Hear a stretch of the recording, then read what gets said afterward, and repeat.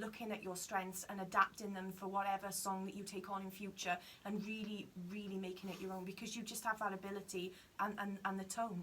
Everything is there. It was a really fantastic performance for you. Well done. Yeah, Rachel, I think this is definitely by far the best you've been this season. And the reason why I say this is because it kind of give me that, in places of this, it give me that vibe, what I got from you in the previous season. And that's what I really been waiting for. That's what I've been trying to get back to. So you've done really, really well with coming up with this, because when you did say Kylie Minogue, Can't Help, whatever the song's called, when you did say this song, I was like, oh my God, no, this is like really cheesy, cringy song.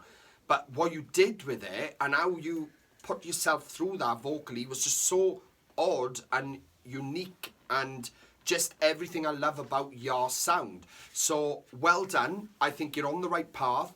Definitely take some, self-reassurance from this performance now to what you were capable of, and keep bringing that forward in future. But well done. Best performance to date so far from you. Well done.